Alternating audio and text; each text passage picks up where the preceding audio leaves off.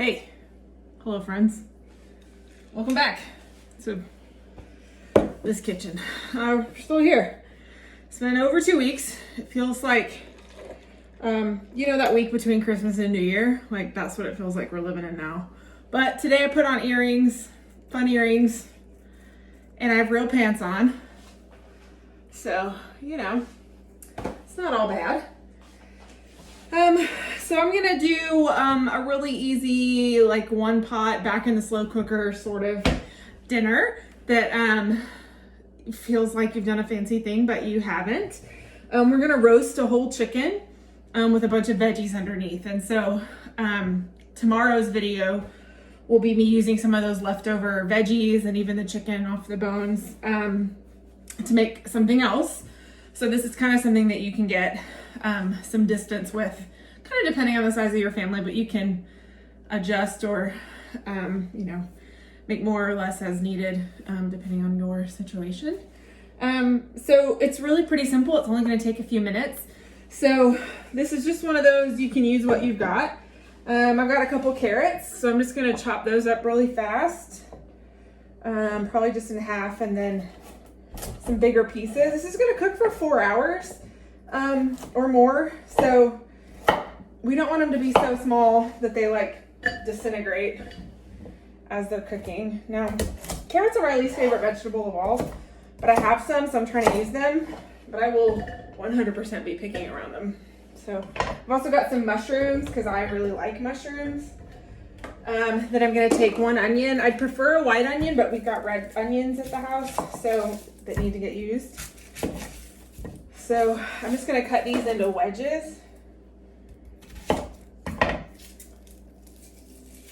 And this is like the easiest little thing. So you can add or subtract any vegetables that you like. You want something that can handle being cooked at a heat for a length of time. But even if you were going to do something like zucchini or yellow squash, you could just add it later. So I just cut them into each half into quarters. And as it cooks, they'll kind of fall apart. And so I'm also going to add some potatoes. I've got some red potatoes. And I'm probably just going to do like 3. So let me rinse them real fast.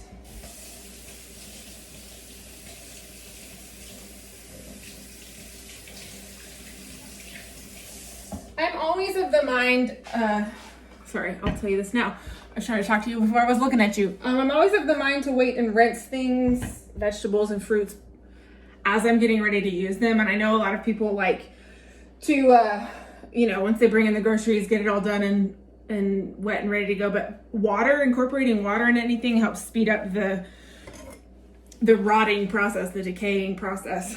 So the least amount of moisture you can introduce to your fruits and vegetables, the better. So I just wait and wash them as I'm ready to use them. So these two, I'm just gonna kind of cut in chunks.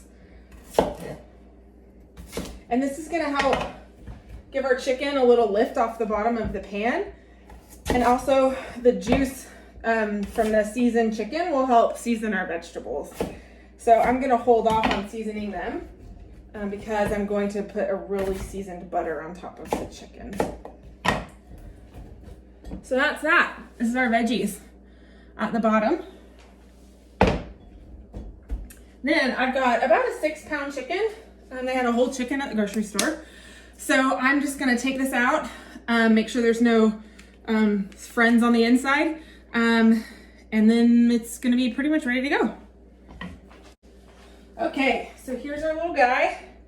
I'm just gonna take, I don't know if you can see this, the wing and tuck it under. Don't be afraid. And tuck it under. And that's pretty much it. This is gonna give you a very tender, juicy chicken. And then at the end, all we're gonna do is pop it under the broiler for a few minutes just to crisp up the skin. So this is a really pretty easy way to roast a chicken if it makes you a little nervous to do that. Or if you don't have the time to do it all at once, but you want to rather do it in a slow cooker. So I'm gonna wash my hands off, and then we're gonna make a little butter and herb topping for it. Okay, so I've got 1 stick of unsalted butter that I softened for about 30 seconds in the microwave. And to it, I'm just gonna add all kinds of stuff. I'm gonna add some salt, quite a bit, and I'm even gonna salt the outside of the chicken a little bit.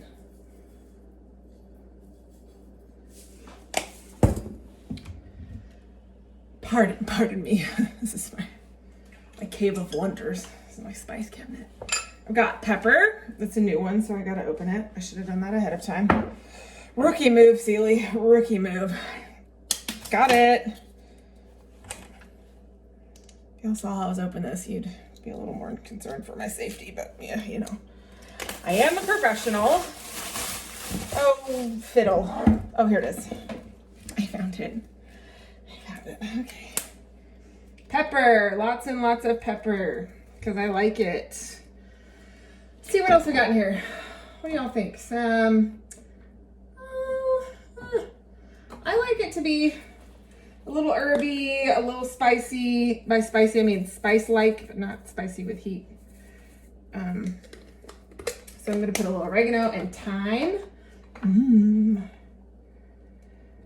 And let's see, what else do you think? We've got some ground mustard might be nice. Just a little. And then I want something that's gonna add a little color to the outside of my chicken. And so let's see what options I have in here. Can you see me? I've got some chili powder. I've got cayenne. At one point I had paprika, but I'm not totally sure if that's true anymore. Oh, yep, right here.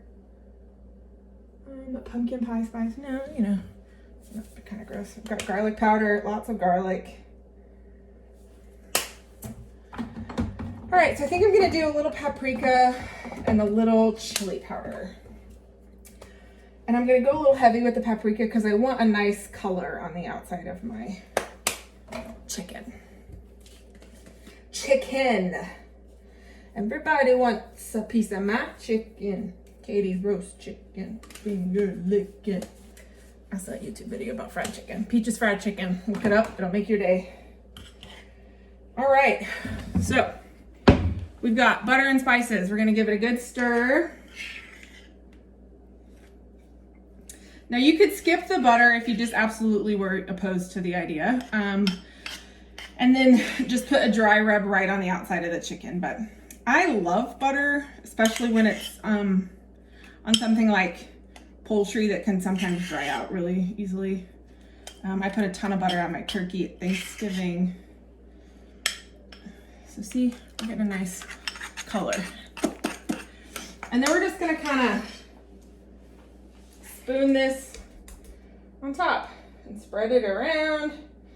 And as it cooks, it's gonna melt and it's gonna season the meat. It's gonna keep it tender and juicy. It's gonna flavor our veggies. It's just gonna be all around lovely. All together lovely. I'm in rare form today, I think. I think the lack of sleep and vortex of time is catching up with me. All right. Now, if you wanted to, you could squeeze some fresh citrus if you've got some that's, you know, needs to get used, some orange, some lemon. You could squeeze it on the top, but then put the extra citrus in the cavity because as it gets hot, it'll create a little more steam, and it'll be like a lemony, citrusy steam, which would be nice, but we don't have any, so it's not worth going to the store. So we're just gonna keep spreading this butter around. It's not gonna stick very well because the surface of the skin's kind of wet, but you know, we're gonna do our best. Get all of it. And then we're just gonna turn on the crock pot. I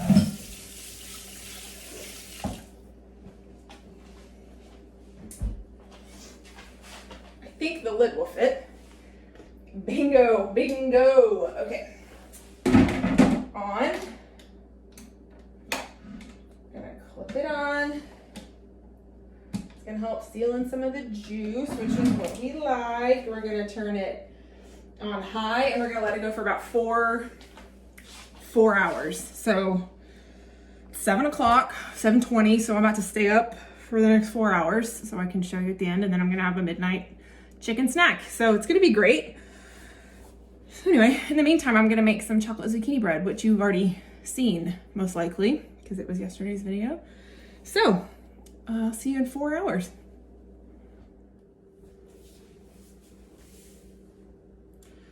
Good morning, friends. I have something to admit to you. I couldn't wait last night. I got so tired. I didn't want to wait till midnight to finish this video, so I put this puppy on low and let it cook all night. And my house smells delicious. And so here's my crock pot. I just pulled the chicken out. It kind of fell apart, which is really great. It's really, really tender and really, really juicy. And I'm just gonna pop it into the broiler for about 4 minutes just to get a crispy skin. Honestly, I'm gonna use most of this into something else. So I'll probably eat some for lunch, maybe share a little with my mom for her dinner tonight. But really I'm gonna use it for other things. And so I'll probably just start picking the meat off once it's done and a little bit cool. And that's kind of it. But this broth right here, it's like flavorful and really great. And so tomorrow when I make pot pie, I'm gonna use this as part of it. So it's gonna be really good. So I'm gonna pop this under the broiler and we'll show you what it looks like. All right, so I have, let me unplug this, dished up my veggies in the broth into one container because it's morning time and I'm not gonna have a roast chicken dinner for breakfast. But what I am gonna do is probably take some of this chicken and shred it and make like a chicken breakfast taco with some eggs and cheese. But I've got my nice chicken, nice and crispy in the oven. And this is like a full dinner. So I'm gonna eat probably a good chunk of the thigh, because that's my favorite part, with lunch today, and I'll share it with my mom when I go on an errand or two for her later. And that's it. It's really pretty simple. My coffee is just finished, so life can resume like normal now that I'm about to be caffeinated. So, you know, that's it. It's an easy one. It's very forgiving, like I went to sleep, so you know, and it's still just fine, and it's tender and delicious, and it's versatile, so you can use it to make a ton of other things, which is why I did it, because I'm gonna turn it into some other things. And so there you go. So I'm gonna pour up this coffee, and that's it. That's gonna be my day. Oh, there's something in that. It's hanging on the wall. Dust. I wiped it out. So, you know, that's life in the morning on a Wednesday in quarantine. There's no rules. That's what I've decided. Oh, this is gonna be good coffee. All right, I'm gonna drink my coffee. It's gonna be really hot. Not bad, not bad. All right, friends. Love y'all. See you tomorrow. Happy cooking. Bye.